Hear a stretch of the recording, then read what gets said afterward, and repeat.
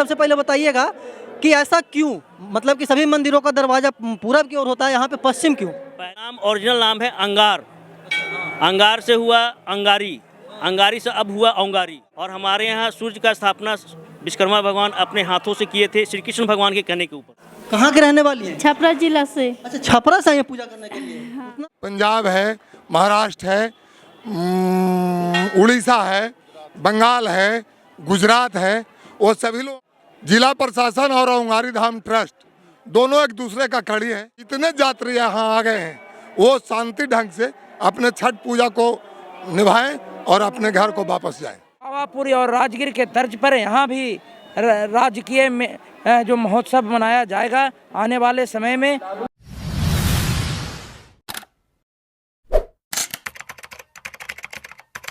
नमस्कार, मैं अमित चौरसिया और आप देख रहे हैं नालंदा दस्तक। सर्वप्रथम आप सभी को छठ महापर्व की ढेरों सारी शुभकामनाएं। सब जैसा कि आप सब लोग जानते हैं कि आज प्रसाद खाने का क्या बोलते हैं कि दिन है, और इसको लोग खरना बोलते हैं। और अभी हमारी मौजूदगी है क्या बोलते हैं कि औंगारी धाम में। और औंगारी धाम में कैसा क्या बोलते हैं कि छठ घाट है। यहाँ पे ज़िले से ही नहीं बल्कि अदर ज़िले से भी लोग आते हैं छठ करने के लिए। अलग ज़िले से ही नहीं बल्कि अदर स्टेट से भी यहाँ पे छठ करने के लिए आते हैं। यहाँ पे ट्रस्ट के क्या बोलते हैं कि अध्यक्ष हैं और कुछ जनप्रतिनिधि हम उनसे वार्तालाप करेंगे कि यहाँ पे आखिरकार किस किस प्रकार की सुविधा दी जाती है छठ व्रतियों को, और इस वर्ष अन्य सभी क्या बोलते हैं कि वर्षों से क्या भिन्न है। यहाँ पे पूर्व विधायक चंद्रसेन जी हैं, ट्रस्ट के अध्यक्ष हैं। ट्रस्ट के जितने भी मतलब कि मेंबर होते हैं वो सभी लोग हैं। हम उनसे वार्तालाप करेंगे और आपको मतलब कि रूबरू करवाएंगे कि यहाँ पे जो औंगारी धाम ट्रस्ट है वो लोगों को क्या क्या सुविधा दे रही है।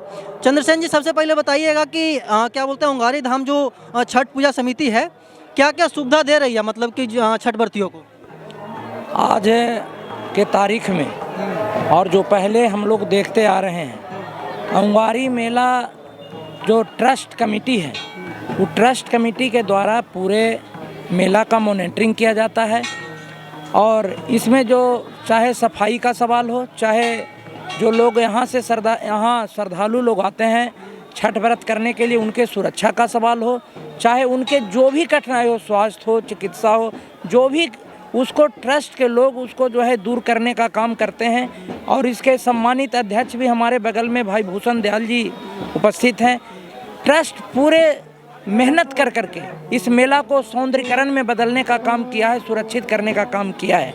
और ख़ास कर करके माननीय मुख्यमंत्री जी के आशीर्वाद से जब हम चुनाव जीत कर गए थे तो माननीय मुख्यमंत्री जी ने इस औंगारी मेला को राज्य स्तरीय मेला का दर्जा देने का काम किए हैं। प्रक्रिया जारी है। पावापुरी और राजगीर के तर्ज पर यहाँ भी राजकीय में जो महोत्सव मनाया जाएगा आने वाले समय में। और निश्चित तौर से जो यहाँ की धरती रही है, जो 9 रत्न हैं पूरे देश में, उसमें औंगारी शामिल है। और ख़ास करके आपको पता होना चाहिए कि भगवान कृष्ण के भी यहाँ पर संबंधी आने का काम किए थे। यहाँ जो दुख लेकर के आते हैं, जो मनीता लेकर के आते हैं और सूर्य भगवान की आराधना करते हैं, तो निश्चित रूप से जो है उनका मन पूरा हो जाता है, मनोकामना पूरा हो जाता है। और यहाँ जो देख रहे हैं आप चारों तरफ श्रद्धालु, निश्चित रूप से बिहार ही नहीं बल्कि बिहार के अगल बगल के जो राज्य हैं, चाहे झारखंड है, चाहे यूपी है, चाहे जो है नेपाल की सीमा है, चाहे बंगाल का कुछ हिस्सा है, उसके चारों तरफ से लोग श्रद्धालु यहाँ कर करके भगवान भास्कर की आराधना करते हैं। और यहाँ जो आप व्यवस्था देख रहे हैं, ट्रस्ट और प्रशासन दोनों मिल कर करके अच्छा व्यवस्था कर करके लोगों को प्रेरित करने का काम, मतलब कि अपने राज्य से ही नहीं बल्कि दूसरे राज्य से भी यहाँ पे छठ व्रती आते हैं, दूसरे राज्यों से भी। और आज नहीं, आपको मैंने बताया कि भगवान कृष्ण के पौत्र जो हैं यहाँ पर अपने कठिनाई को लेकर के आए थे। और यहाँ जब उन्होंने देखा और अर्चना की तो उनका सारा दुख दूर हो गया था।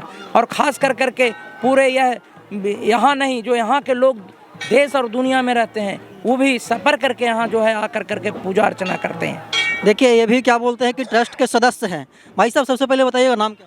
इंजीनियर राजन जी, एक बात बताइए कि औंगारी धाम जो ट्रस्ट है पिछले कई वर्षों से सेवा देते आ रही है छठ व्रतियों को, जो भी यहाँ पे श्रद्धालु आते हैं उनको, इस वर्ष क्या खास है? इस बार खास यही है कि हम लोग जितना सब पानी बहुत कम था हम लोग मोटर की व्यवस्था से और नहर की व्यवस्था से अध्यक्ष जी के सौजन्य से नहरी क्षेत्र से इलाके से पूरे पानी की व्यवस्था किए, पूरा फुल फिलअप किए और चारों तरफ जो गंदगी था, मार्केटिंग का था, प्रशासन और ट्रस्ट और ग्रामीण जनता के सहयोग से सब हम लोग इसको ये किए। मतलब कि छठ व्रतियों को कोई प्रॉब्लम नहीं होने वाली? नहीं, प्रॉब्लम होगा तो जैसे ही कुछ होता है तो हम लोग को बताते हैं, तो हम लोग उसको डिस्ट्रीब्यूट करते हैं। देखिए अध्यक्ष जी हैं, अध्यक्ष जी विशेष जानकारी देंगे। अध्यक्ष जी का नाम है रामभूषण दयाल। रामभूषण जी, एक बात बताइए कि बहुत सारे मेले में क्या बोलते हैं असामाजिक तत्व भी आ जाते हैं जो मेला को दूसरे रूप में डाइवर्ट करने की कोशिश करते हैं, उन लोगों पे आप नकेल कैसे कसिएगा? हम स्वयं पेट्रोलिंग करते हैं और घूमते हैं। जो लोग पकड़े गए उस बीच में उन पे प्रशासन के तरफ से कड़ी कार्रवाई की जाती है और हम लोग उसको पकड़ करके प्रशासन को देने का काम करते हैं, जिसमें कि किसी तरह का कोई असामाजिक तत्व नहीं आए। अच्छा, कहाँ कहाँ से यहाँ पे आते हैं अध्यक्ष महोदय छठ व्रती? मतलब कि जैसा कि विधायक जी बता रहे थे कि अदर स्टेट से भी आते हैं, इसकी क्या सच्चाई है?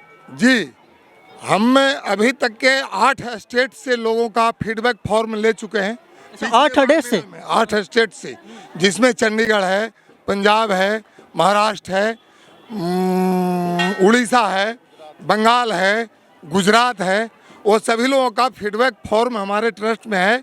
हम सभी यात्रियों से फीडबैक फॉर्म भरवाने का काम करते हैं। उससे हमको यह पता चलता है कि किन यात्रियों को कौन सा तकलीफ हुआ और क्या चाहिए। उन लोग यात्री लोग जो हैं वो बताते हैं कि हाँ कौन सा कमी रहा मेला में, और उसी के आधार पे अगले छठ में हम लोग उसका व्यवस्था करने का कोशिश करते हैं, जिसमें कि आए हुए यात्रियों को किसी तरह का असुविधा नहीं हो।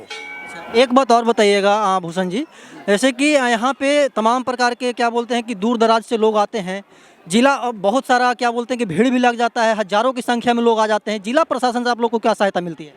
जिला प्रशासन और औंगारी धाम ट्रस्ट दोनों एक दूसरे का कड़ी है, और जो हम देते हैं प्रस्ताव वो जिला प्रशासन पास करते हैं, और जिला प्रशासन को जो अच्छा लगता है वो हमसे प्रस्ताव रखते हैं, हम उनको सहयोग करते हैं।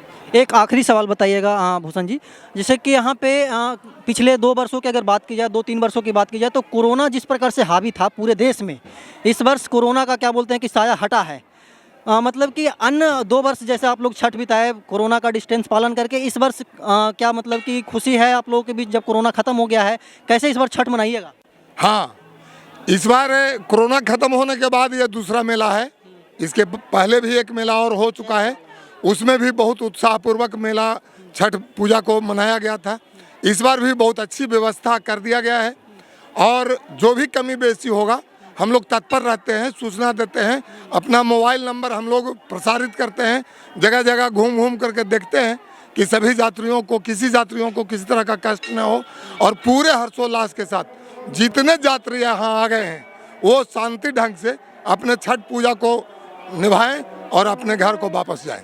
देखिए यहाँ पे समिति के कुछ मेंबर थे, पूर्व विधायक चंद्रसेन जी से इन लोगों से मैंने बात किया। इन लोगों का कहना है कि अगर कोई असामाजिक तत्व अगर चाह रहे हैं, सोच रहे हैं कि यहाँ पे क्या बोलते हैं कि अशांति फैला दें, तो वो बिल्कुल मतलब कि भ्रम में ना रहें कि यहाँ पे अशांति उनका कायम हो जाएगा। पिछले वर्ष की तुलना इस बार मतलब कि विशेष व्यवस्था किया गया है। पानी का क्या बोलते हैं कि जो सफाई किया गया है, छठ घाटों की सफाई की गई है, जिला प्रशासन मुस्तैद है, जनप्रतिनिधि मुस्तैद हैं, और जितने भी प्रकार के यहाँ पे क्या बोलते हैं कि मेंबर हैं वो सभी मुस्तैद हैं, जैसा कि विधायक जी बता रहे थे। और यहाँ पे क्या बोलते हैं कि कमेटी के जो लोग थे वो बता रहे थे कि अदर स्टेट से भी यहाँ पे लोग आते हैं छठ करने के लिए, तो उन लोगों को भी व्यवस्था खासा दिया जा रहा है। रहने के लिए व्यवस्था है, शौचालय का व्यवस्था है, तमाम प्रकार की जो व्यवस्था होनी चाहिए वो यहाँ पे है। इस मेला में जो भी आते हैं उनका क्या बोलते हैं कि मनोकामना पूर्ण होता है। आप भी आइए, और यहाँ का क्या बोलते हैं कि छठ घाट का जो साफ सफाई, जो सौंदर्यीकरण है, उसमें अगर आपको कोई भी दिक्कत होता है अध्यक्ष महोदय के बताइए, नेक्स्ट ईयर उस पर विचार विमर्श किया जाए। देखिए अभी कुछ जनप्रतिनिधियों से बात किया, कुछ समिति के सदस्यों से बात किया। उन लोगों का कहना है कि यहाँ पे जो भी क्या बोलते हैं कि व्यवस्था है वो पूर्ण रूप से हम लोग तैयार कर लिए हैं। अब पंडा समिति के अध्यक्ष हैं। इस मंदिर का जो खासियत है, अन्य सभी मंदिर में आप देखते होंगे कि पूरब की ओर दरवाज़ा होता है, लेकिन देव और औंगारी का जो मतलब कि मंदिर है उसका जो दरवाज़ा है वो पश्चिम तरफ का है। ऐसा क्यों है, पंडा साहब से भी हम बात करेंगे। सरकार सबसे पहले बताइएगा कि ऐसा क्यों, मतलब कि सभी मंदिरों का दरवाज़ा पूरब की ओर होता है, यहाँ पे पश्चिम क्यों? पहले हमारे भारत में औरंगजेबों का राज चलता था। औरंगजेब का एक परगना है बेशमक, वहाँ पे उनका स्थानीय ऑफिस था, एक कार्यालय का ये राजधानी था। शॉर्टकट में हाँ, उसको जो उसका सेना इधर से जा रहा था तो उन लोग का औरंगजेब के समय में था कि कोई मंदिर देखा उसको तोड़ करके तुरंत मस्जिद बनाने की कोशिश करता था, इसलिए कि हमारे भारत में मुसलमानों की उत्पत्ति नहीं हुई है, ये बाद में आकर के मुसलमान यहाँ बने हैं। हिंदुओं को मुसलमान बनाया गया है, यहाँ तक किया गया है। तो उसी समय जब बाबर के समय में जब इधर से जब पार हो रहे थे लोग, तो कहें कि ये मंदिर है, इसको भी तोड़ फोड़ करो, नष्ट करो। तो उस समय भी ये नष्ट करने की कोशिश की गई, जो कि आज भी प्रत्यक्ष प्रमाण है। भगवान का नाक चपटा है, बदन में क्रैश है, लेकिन ये टूटा नहीं। वो है अभी यहाँ पे। ये है, बहुत सारी मूर्तियाँ को विखंडित किया, जो अभी वो भी हमारे यहाँ है, रखा हुआ है। बहुत सारे खंडित मूर्तियाँ ले गए लोग इधर उधर। तो ये है, उस समय एक बार चढ़ाई किया तो उस समय हड्डा यहाँ का, इनका भगवान का जो मेन सेना होता है हड्डा होता है, लाल बड़ा वाला हड्डा जो है वो है सेना, वो खदेड़ करके एक बार भगा दिया। दोबारा आया, फिर वो कोशिश किया तो नहीं सफल हुआ। तीसरे बार में वो है सो कहे कि अगर इसमें इतनी शक्ति है तो पूरब से पश्चिम हो जाए। उसी समय से ये पूरब से पश्चिम दरवाज़ा है। और हमारे यहाँ सूर्य का स्थापना विश्वकर्मा भगवान अपने हाथों से किए थे, श्री कृष्ण भगवान के कहने के ऊपर। और 12 सूर्य का स्थापना हुआ, जिसमें 7 का विवरण मिलता है, 5 का विवरण मिलता है, और बाद बाकी जो है हिमालय की तराई में कहाँ है ये पता नहीं चलता। पूजा पाठ तो जरूर होता होगा कहीं ना कहीं, तो इतनी बड़ी भारत में जनसंख्या है तो कहीं ना कहीं जरूर पूजा पाठ करते हैं, लेकिन उसका विवरण नहीं मिल पाता है। क्योंकि उसी काल से पश्चिम साइड में है इसका मंदिर। ये द्वापर युग का ही मंदिर है और किसी इंसान का बना है। वर्णित है। सूर्य पुराण में भी अंगारी धाम का वर्णन किया है। सूर्य पुराण का दूसरा अध्याय को पढ़ेंगे तब उसमें पूरा विवरण मिलेगा। तो कुछ संक्षेप उस अध्याय का सरकार। संक्षेप यही इसका विवरण है। ये जो है धकता हुआ सूर्य है, इनका नाम ओरिजिनल नाम है अंगार। अंगार से हुआ अंगारी, अंगारी से अब हुआ औंगारी। ये 3 नाम में अच्छा, वो मुख्य दरवाजा वो है ना? मुख्य दरवाजा। इधर आइएगा गौतम जी, हम दिखाने की कोशिश करते हैं। देखिए ये क्या बोलते हैं कि पश्चिम साइड का गेट है, मेन गेट है, और यहीं से लोग अंदर जाते हैं और पूजा अर्चना करते हैं। और सबसे खास बात है कि सभी मंदिरों में पूरब की ओर से क्या बोलते हैं कि गेट होता है, लेकिन यहाँ पे जो मंदिर का गेट है वो पश्चिम साइड का है। और यहाँ पे हजारों की संख्या में श्रद्धालु आते हैं, पूजा अर्चना करते हैं और अपना मनोकामना मांगते हैं, और वो मनोकामनाएं पूर्ण होती है, जैसा कि यहाँ के पंडित जी का कहना है और जो जनप्रतिनिधि है उनका कहना है। देखिए हम अंदर जाने की भी कोशिश करेंगे और दिखाने का कोशिश करेंगे कि अंदर किस प्रकार से क्या बोलते हैं कि सूर्य भगवान भास्कर का प्रतिमा स्थापित किया गया है। ये गर्भगृह में हम प्रवेश कर रहे हैं, और इधर अदर स्टेट से, अदर क्या बोलते हैं कि डिस्ट्रिक्ट से लोग आते हैं और यहाँ पे पूजा अर्चना करते हैं। कुछ छठ करते हैं। इधर आइएगा गौतम जी, इधर आइएगा अंदर। देखिए ये क्या बोलते हैं कि सूर्य मंदिर के अंदर का परिसर है, और यहाँ पे दर्जनों की संख्या में श्रद्धालु हैं और पूजा अर्चना कर रहे हैं। बहुत दूर दूर से लोग यहाँ पे आते हैं और पूजा अर्चना करते हैं। कुछ श्रद्धालु हम उनसे वार्तालाप करने की कोशिश करेंगे। माता जी कहाँ से आई हैं? हम कहाँ से आई हैं पूजा करने? कहाँ के रहने वाली हैं? छपरा जिला से। अच्छा, छपरा से आई हैं पूजा करने के लिए? इतना दूर से यहाँ पे क्यों? सरैया गांव है, फौजी पारसा सरैया। देखिए मतलब कि हम आपको पहले ही बताया कि यहाँ पे अदर डिस्ट्रिक्ट और अदर स्टेट से लोग आते हैं, पूजा अर्चना करते हैं, और बहुत ज़्यादा भीड़ है। हम ज़्यादा देर यहाँ पे रुकेंगे नहीं, क्योंकि श्रद्धालुओं को यहाँ पे तकलीफ होगी। बाहर चलिए माता जी, बाहर चलिए। ये सूर्य मंदिर का अंदर का परिसर है, और यहाँ पे छठ में हजारों की संख्या में श्रद्धालु आते हैं और अपना मनोकामना मांगते हैं, और उनकी मनोकामनाएं पूर्ण होती है। और ये बाहर का दृश्य है, और बाहर का दृश्य पूरा क्या बोलते हैं कि तालाब है। तालाब के चारों तरफ बारकेडिंग की गई है, और बारकेडिंग करके छठ व्रती जितने भी आए हैं उनको सुविधा प्रोवाइड करवाई जाएगी। कोई भी असुविधा होने की क्या बोलते हैं कि चांसेस नहीं है। यहाँ के जो समिति के अध्यक्ष थे, समिति के मेंबर थे, पूर्व विधायक थे, पंडा समिति के अध्यक्ष थे, उन सभी लोगों का कहना है। हम ऐसे ही देश दुनिया की तमाम छोटी बड़ी खबरों से आपको रूबरू करवाते रहते हैं और आगे भी करवाते रहेंगे। तब तक के लिए बने रहे हमारे साथ और देखते रहे नालंदा दस्तक। धन्यवाद।